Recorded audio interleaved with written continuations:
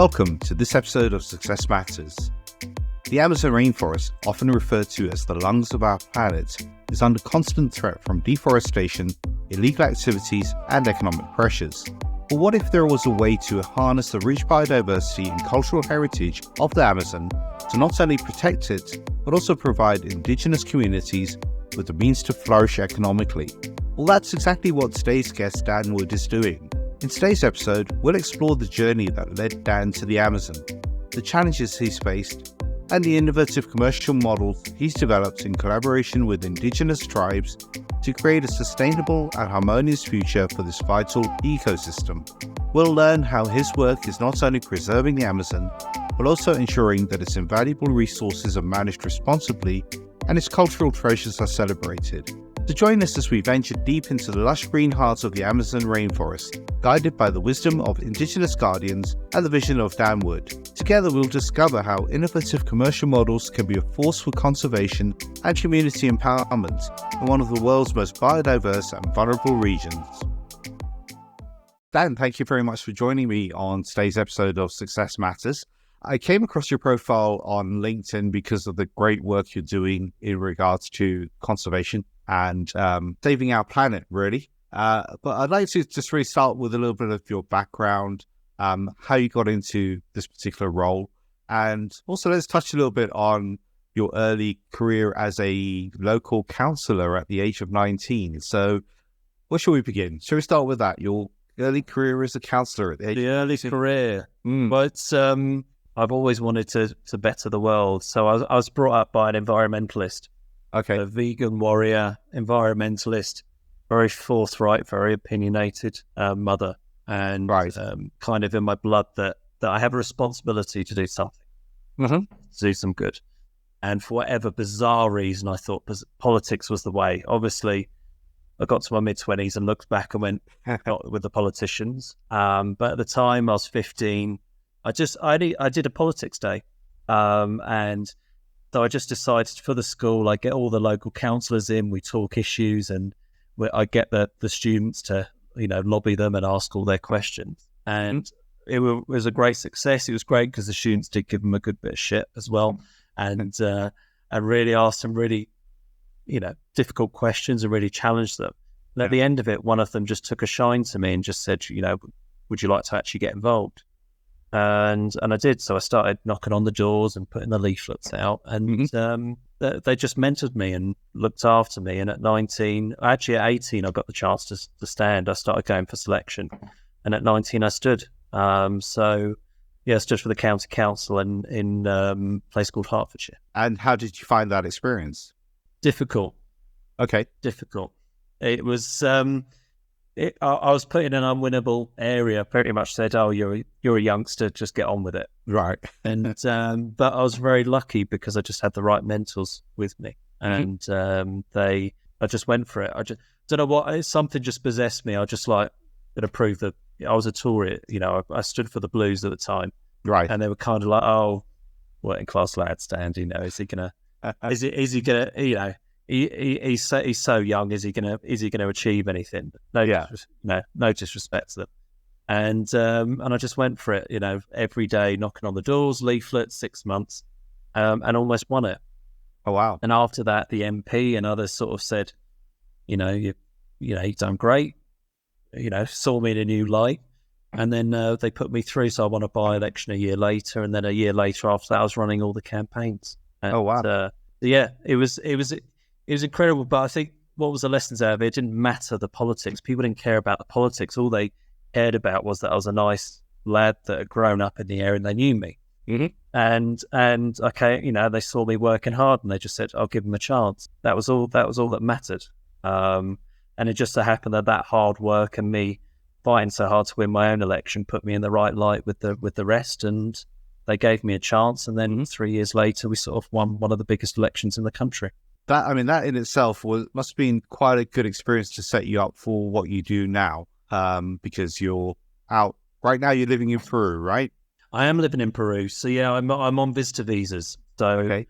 I travel around Latin America on 3-month visas, and I work at the same time. Right. Okay. And what's the work that you're doing in Peru? It's conservation focused, Indigenous rights focused. So what I've been doing for the last 4 years is really focused in on Indigenous rights, both making sure their land's protected, making sure that the land is being protected and conserved. So there's been a massive issue in the Amazon, and it's not just happening in the Amazon, it's worldwide, is that they're losing their land.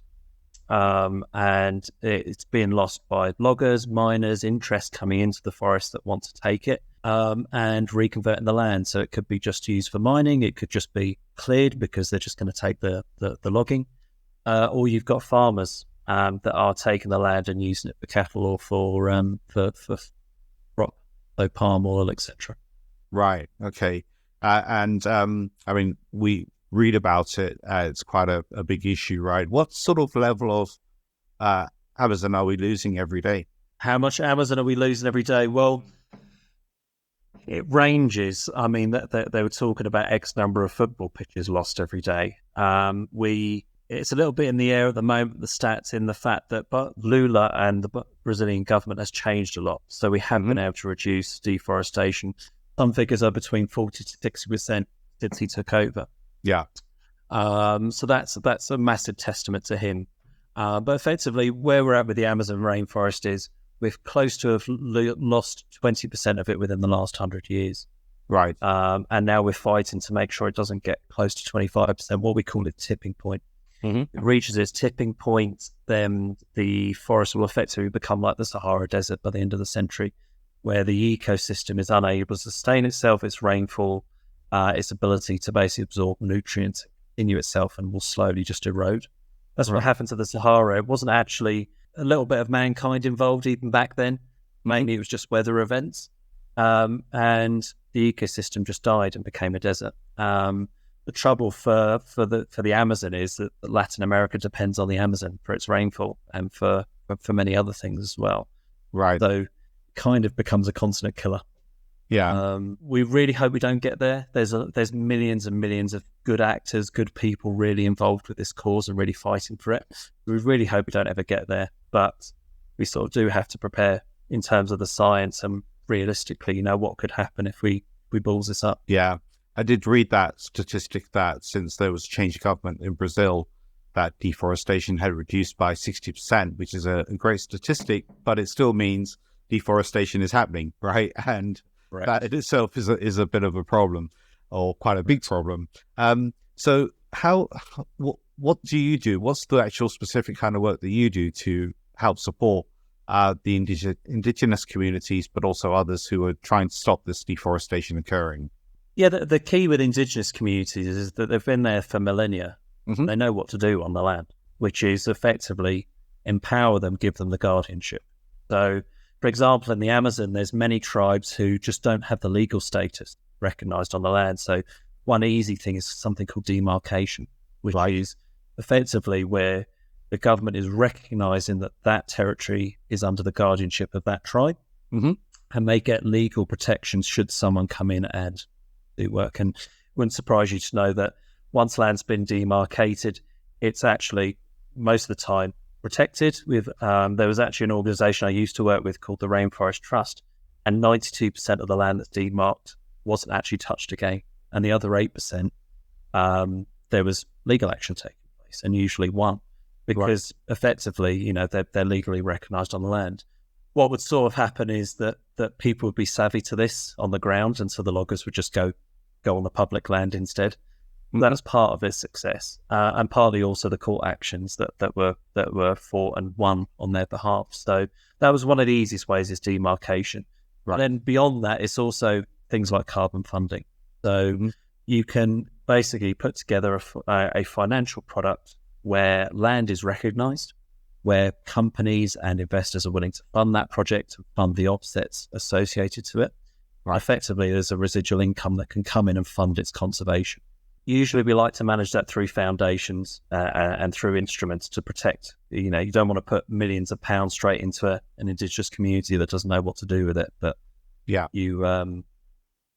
there's a bit of thinking behind this, but effectively fund it, support it, legally recognise it. That's the way you protect the land. So you've got companies that have got environmental and social governance targets that they're looking to do. There's carbon trading is part of that, and you help them to basically offset the carbon by putting those carbon credits into a fund that can then support the local population. Is that a fair summary? The fair summary, yeah. So we call it, there's kind of three ways that a company can do this. Either you are dealing with your internal footprint, you're funding impact or ESG, which is doing good and reporting on it, but it doesn't necessarily need to be certified. Right. It doesn't need to have bodies authorize that. And then the carbon offset itself, you are recognizing an emission, you are offsetting your emission. And exactly as you say, a business can fund that. And so it's just a great way to get businesses involved in the movement, where they can fund it, they can report on it, they can certify it, and then the indigenous communities are able to get the resource and funding they need to protect their land. So how do you find the communities that need the help? This might sound like an obvious question, but is it you see satellite images of areas that are impacted? Is it people are going out there finding the communities that are struggling? What's the approach to this? It's harder to actually put together the funding and the support than it is actually the communities. Right. The beautiful thing with the internet and with the digital era that we live in is that, for example, it's hilarious because when I went to go and see, I do it all the time, go and see some of the tribes. Some of them have got Starlink. Some of them are. I remember there was one moment when I was sat on the laptop working, and then I looked to my left, and the tribe leader sat there watching the Brazilian football on his iPhone with the Starlink sort of sat on one of the branches on one of the trees. So the great thing is that they're in communication, and many of them are very well connected. They go into events, they are communicating directly with their communities and stakeholders. They're able to reach out on LinkedIn and through various digital touch points to us. And actually, many of them have been able to secure support, some level of support, or they're actively communicating to the funds or communicate to teams like us to try and get help.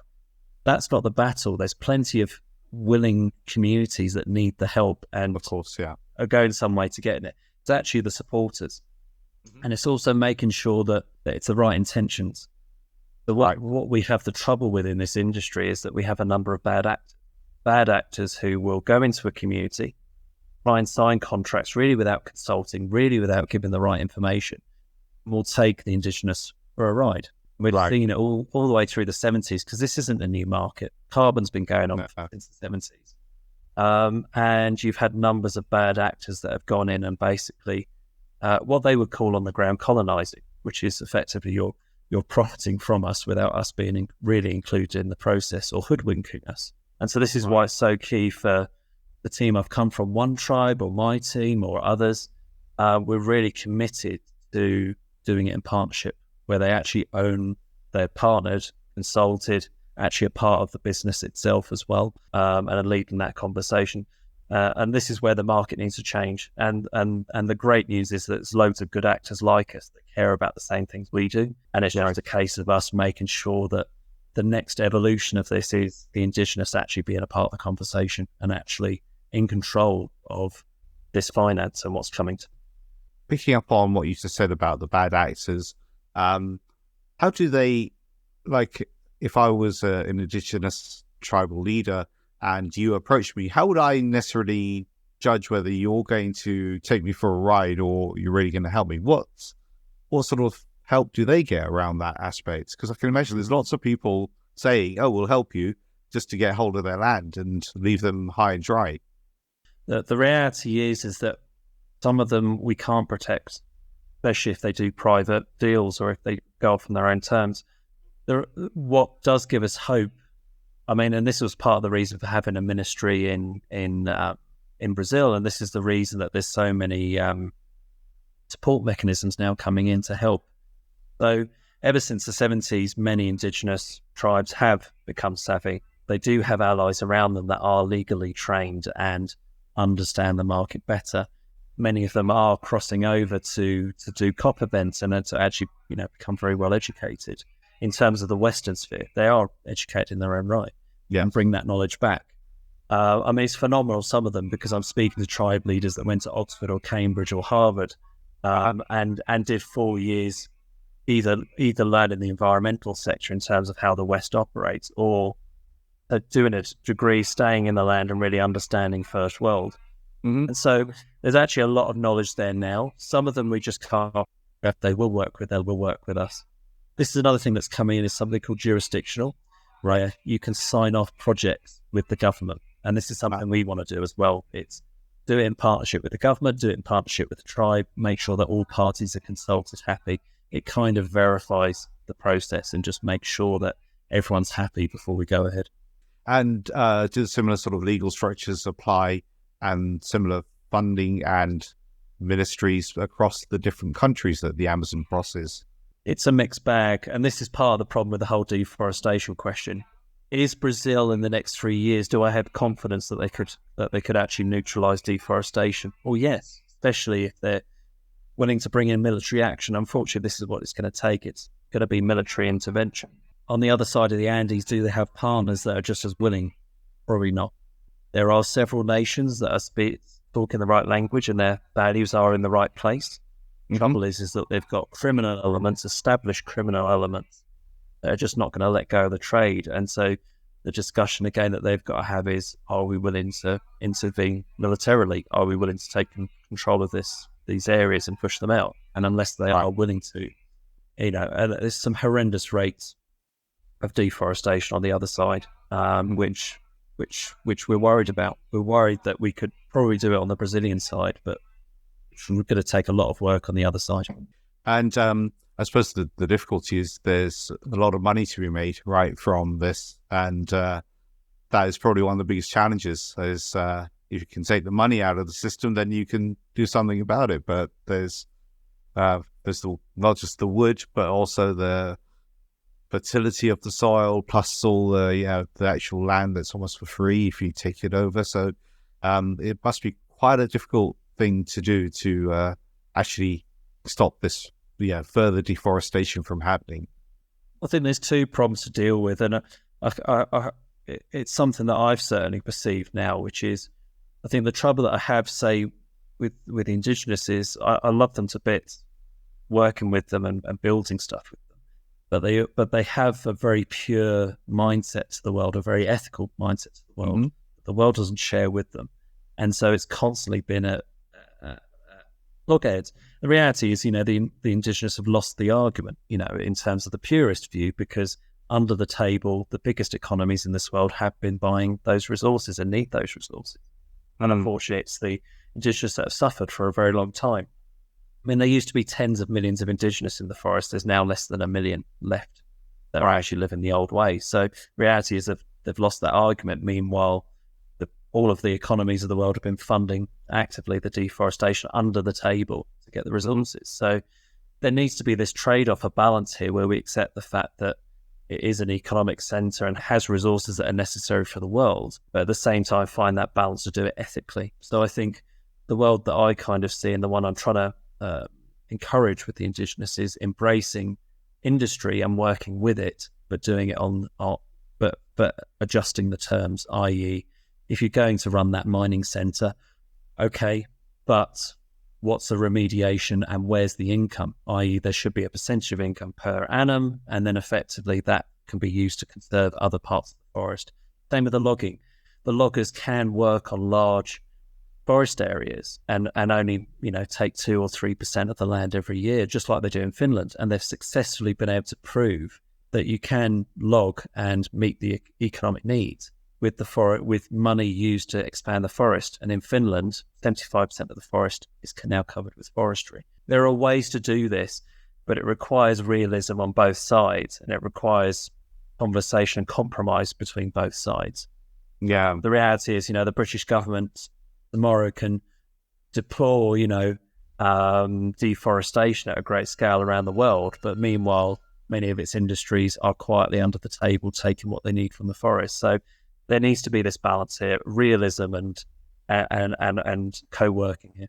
Yeah, and as you were talking there, I was thinking about, you said something really important there, that these Indigenous populations have a kind of a purity of view of the world, which I can understand, right? If you've generations have grown up in that space, in that area with nature, as one with nature, and the whole Western or capitalist system is probably you can't even imagine it probably for them, right? For those that have just grown up in that space. And you mentioned that some have, been to places like Oxford or Harvard or outside to learn about the way in which the capitalist structure or the environmental systems work. And how does that pan out for them when they, make contact with organizations like yours? And how do you educate them on, if you like, the ways of the world outside the world that they occupy? Well, I think the first part of it is that certainly the caciques and the leaders are very aware of the world. Right. And far more so than some of us are in many respects in terms of spirituality and how they view the world. But I think the reality is that without sacrifice, there's no victory. And if many of the tribes in the Amazon want to have their sovereignty and full control, then the sacrifice made is going to be the loss of innocence and the loss of and a hybrid life. So I probably see a world here where we can protect the Amazon, probably zone it and bring back that sovereignty for the indigenous. But many of them, embrace technology and embrace some of the benefits of Western life, and many already are. Some of the tribes that are most international, going out and speaking to the world. Like I say, they've got satellite, they've got TV.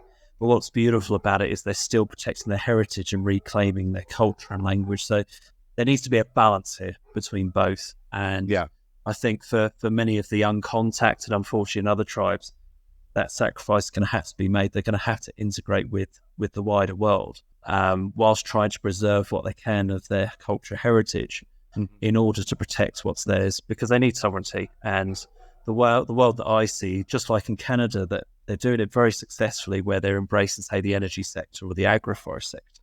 Yeah. Embracing income, embracing and being a part of the global economy. And it's part of the course. They need to have that resource. They need to be connected if they want to protect themselves long term. So within your varied career, did you have a point where you thought, right, this is it, I've got to do something about? I know you said you were brought up by a very environmentalist, vegan mother. So that probably already had some varying. But was there a point in your career you thought, right, I've got to stop what I'm doing and I've got to start doing this? Well, it was actually another podcast, and so many of us listen to him, which is Joe Rogan. But there was a particular guest, Changed My World, and that was Graham Hancock. And he speaks about alternative theories about the world. So the Western world has a very clear mindset about how our history exists. And he's he's a journalist, but he reports on alternative history, alternative archaeology, science, etc. And he was one of the first that brought home what was happening in the forest, which was because the forest was being so deforested, and because of LiDAR, the satellite technology, it was possible to actually see deep within the forest. And so what they now have realized is that actually there was tens of millions of Amazonians living in the forest, and they were very civilized and very advanced. Yeah. But when the first Spaniards traveled through, smallpox wiped out 90% of the population within weeks, because they weren't prepared for, their immune systems weren't prepared for that. And so it was an absolute travesty. But the first people that went through, they were like, well, there was these incredible golden temples and this civilization. It was an incredible thing to behold. But then 50 years later, they were passing through the same river system. Where the hell is it? LiDAR was able to reveal it and show that these foundations of these huge, vast cities, which is incredible in itself, the fact that existed. And I remember watching the videos, and then I just went down a rabbit hole where I was just finding out about the indigenous, these civilizations, these cultures, the tribal system, and trying to understand it. And then the horror of realizing just how much they'd lost, the slavery, the land losses, the genocide. Many tribes have faced genocide where they've actively just been killed off by the criminal elements. And just realizing just the devastation since then. And it was about 3 months later, having gone down that rabbit hole and consumed so much online, that I just sat there and had a fuck it moment, which was just, I need to do something. I need to do my part. And it's bizarre thing, visuals. Once you've got an idea in your head, once you know where you're going in this world, things just happen. And I think it was about 6 months later that Rick and One Tribe, the opportunity came along, where they were literally funding demarcation in the forest. They were putting together projects with the indigenous. He'd done it for himself for 10, 15 years. I said, that's my guy. That's my project. And I quit. I was actually working with the banks. I was working with the big banks, helping them with their commercials. Right. And I was just sat there going, I don't want to be on this side of the fence. And that was it. And 3 years later, here I am in Latin America doing work on the ground. Wow, that's pretty cool, really. And so that banking and marketing background has helped you as well with the understanding how these packages work from a financial perspective, or bringing these packages together, right, with the tribes and the funding and all of those things, I'm assuming. I think the bizarre thing is, this is just a realism in the world, is human beings are slightly selfish. Businesses are selfish. We all need something. Even if we're doing good, what's the reward for doing that good? And I've always understood that. I learned that in politics, just watching individuals and sometimes in their worst traits. And this was the key with the movement, which is most businesses are willing to do good. The investors are willing to do good, and would they choose a nature-based project over an oil investment? Damn right they will, et cetera, et cetera. But the key is, how do you incentivize it and how do you bring it to life? And so One Tribe is one such team that have just found a great way to really bring that story to life and help the investors and the companies that want to support the cause to actually connect to it through storytelling, through tree counters, through content, through actually understanding what's going on the ground. And that's where many of us good actors are migrating. The investment model is secure in terms of most investors know that they make good money from supporting the ESG movement or the carbon movement. But it's also now deeper than that. We need to bring that story to life, which is actually on the ground showing that indigenous leader and where that money's going. Drone shots, satellite imagery. It's an incredible time, a really exciting time where we can really bring that story and put it on an app and on your platform. And that's the world that we need to live in. A lot of investors in this industry for the last 50 years have been so frustrated because even if they get their return back, it feels like you're putting your money into the ether, especially the brands, because there's been a lot of traders and bad actors that, especially with the South Pole article, especially with the Guardian article, even more so, they just want to know who they're funding and where their money's going.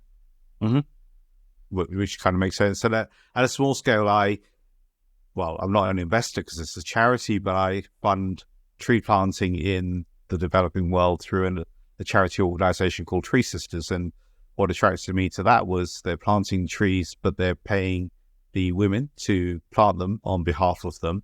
And so the women get paid, and that then helps fund the family, and that helps, the kids with their education. And so the knock-on effect of planting one tree can be quite vast. And those sorts of activities, I think, are really, really important to do.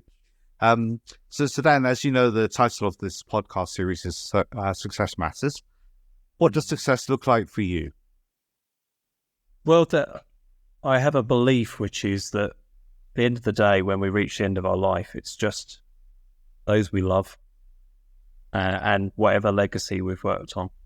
For me, if I'm on the deathbed, I'm going to look back on my family and loved ones and go, obviously that was beautiful, but I'm really focused right now at the moment on the legacy, which is quite frankly going to be what we do in the Amazon.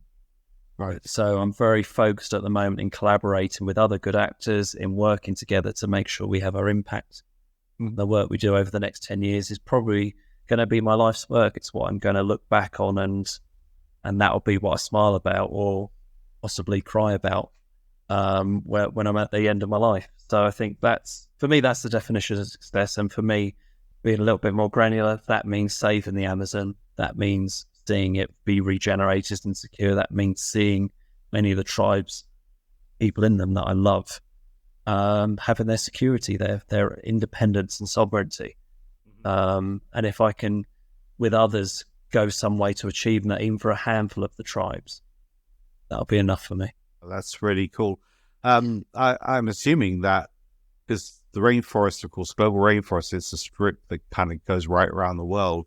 What about places like Indonesia and countries like that? Are there similar programs to the ones you're running in the Amazon that help save the rainforest in places like Indonesia? So with one tribe, yep, we funded those entities. Okay. I'm particularly focused on the Amazon, so I just work with a handful of project organizers. I've done it deliberately. I just want to work with the best of. And what's the key with this? It's the reality is that there's dozens of projects around the world, dozens of forests, and there are tons of things that we want to do. The reason that I chose the Amazon wasn't just because I'm attached to it and I love being in Latin America, supporting it, but it's also because strategically it is the most important at the moment. The reality is the Congo and many of the other forests are not close to their tipping point. We are losing forest. There are various bad actors in them, but they're not at a tipping point, and they don't represent the same sort of continental damage right now that losing the Amazon in the next 10 years could do if it reached a tipping point. So that's the reason that I focus so many. And whenever it's the same question I get from the investors a lot, they've got renewable projects in India or China, and then they've got various nature-based projects that they like to be a part of. And I always just say, just to focus them right, it's about the Amazon, because it's a continent killer in the waiting if we don't repair it, and it will affect most Latin Americans living on the continent. So for me, that's the focal point. That's where I'll put my resource and time. And yeah, that's the next 5-10 years for me. So as you know, I asked my previous guest to ask a question for the next guest, and I kind of think I know what the answer will be to this. My previous guest asked, the question for your next guest would be that if money was not a matter, what would you like to spend the rest of your life doing? You know the answer, and it's all going to be about the Amazon. Yeah. I'm very privileged to have interests and other things going on, but my priority is, aside from once I've achieved my comfort in life, all of my personal income is going that way. Every interest that I work on, it's all about how can we give back that way. Everyone in my network, it's the same. It's the focal point for me, and yeah, that's where all my time and resource will go, and where I encourage everyone else is to go. Right. Yeah. So, like I said, I thought I had a feeling what your answer would be based on the conversation we've had so far. So do you have a question for my next guest? I do. I think going back to what I said, question is, what will their legacy be? What will their legacy be? What will their legacy be? So at the end of their days, they'll have those that they love and leave behind. But what will that legacy be? And are they even aware of what that is at the moment? Right. Yeah. Are you? I mean, you are aware of what your legacy you want to leave behind. What do you? Is there other things within that legacy that you've already achieved? I think it's on its way, but it's very aware of how much work is ahead. I think it's interesting to know with each person where they're at in their journey and how self-aware they are as well. Yeah. So I'm very aware that what I did with one tribe was very much a test activity. What we're about to do is now I'm at the start of that journey. Whereas for others, they may have already done it and looking back on it already, or they, however many years into it. Yeah, no, absolutely. So if people wanted to find out more or get involved in the cause, where should they go? How could they contact you? Yeah, of course. I just live on LinkedIn at the moment. So what I do at the moment is I spend a lot of my time supporting others that are already engaged in the cause. And so it's all case by case. It depends where everyone's coming from. And I'll be very happy to direct them where they think they could put their efforts best. But that's what I do at the moment. I'm more of a connecting piece.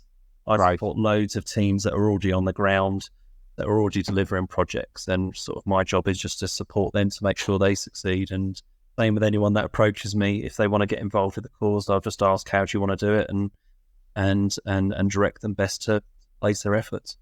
Right. Okay. That's great. Well, Dan, we're at the top of our time now. It's been a very fascinating conversation. I didn't realize the intricacies of how to support the indigenous populations, how to think about the, I suppose, realism of the world we live in today versus the kind of world they come from, and how that all needs to come together. But also the way in which you're able to raise the funding or use funding models to support these teams. So it's been a really interesting conversation for me, Dan. Thank you very much. No, it's my pleasure. Thank you, sir. If you'd like to find out more about how you can find your success, contact me at info@successmatterscoaching.com. That's info@successmatterscoaching.com.